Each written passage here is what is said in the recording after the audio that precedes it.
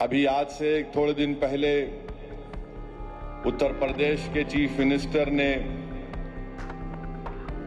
उत्तर प्रदेश की असेंबली में ये कहा कि उर्दू पढ़ना कटमुल्लाओं की तरह मौलाना बनाना की बात है, साइंटिस्ट नहीं बनते।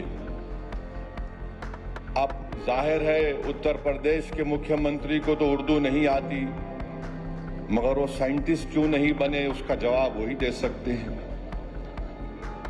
उत्तर प्रदेश के मुख्यमंत्री ने कहा कि उर्दू पढ़ने से कटमुल्ले बनते हैं।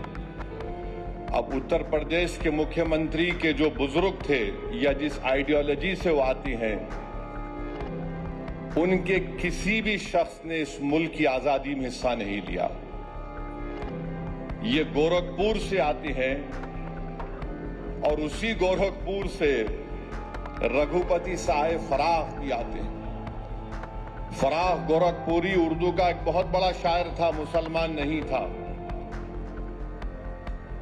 अगर शायद असेंबली में कोई उठ के बोल देता मुख्यमंत्री को, तो मुख्यमंत्री बोलते नहीं नहीं उन्हें भी कटमुल्ला है। तो ये इनकी ये इंटेलेक्चुअल कैपेसिटी है इनकी। फराख गोरखपुरी गोरखपुर के शायर थे, उर्दू के बहुत बड़े शायर थे।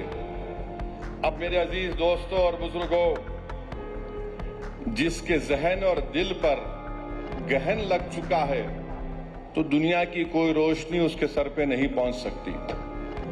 फराख गोरखपुरी का शेर क्या है सुनिए, ये बीजेपी आरएसएस वालों को बता रहा हूं, जो उर्दू बोलने वालों को कटमुल्ला कहते हैं। फराख गोरखपुरी ने कहा था, सरजमीन हिंद पर अक़वाम आलम के फराख, सरजमीन हिंद पर अक़वाम आलम के फराख, काफिले बसते गए हिंदुस्तान बनता गया। सरजमीन हिंद पर अक़वाम आलम यानी नेशंस आए इस देश में, बसते गए हिंदुस्तान बना। अब ये जो आर्ग्यूमेंट इनका आरएसएस का है कि नहीं ये बाहर से आए, तुम भी बाहर से आए। जितने आर्यंस है बाहर से आए, अगर ओरिजिनल है तो द्रविडियन और ट्राइबल लोग हैं। फराख गोरखपुरी ने सच्चाई को बयान कर दिया। अब इनको नफरत इतनी उर्दू से है कि इनको शायद ये भी नहीं मालूम होगा कि हसरत मोहानी ने कलकत्ता में अंग्रेज लीडर कौन था, मॉन्टेग्यू के खिलाफ हसरत मोहानी ने नारा लगाया था। क्या नारा लगाया था? इनकलाब जिंदाबाद, इनकलाब जिंदाबाद। अब शायद इनको यह भी नहीं मालूम होगा कि सुभाष चंद्र बोस, नरेंद्र मोदी उनका स्टैचू लगाए दिल्ली में। अब नरेंद्र मोदी इनको छोड़ दिए, तुम जरा ये बोलते रहो।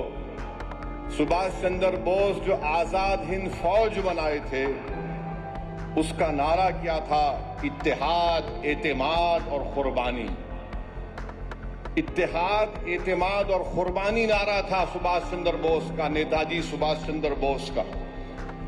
इस हैदराबाद से वजीर सुल्तान एक मशहूर फैमिली थी, उनके एक खानदान के फर्द नेताजी के साथ चले गए भारत छोड़ के। इसी मुल्क में हैदराबाद के सफरानी साहब थे, नेताजी के साथ चले गए।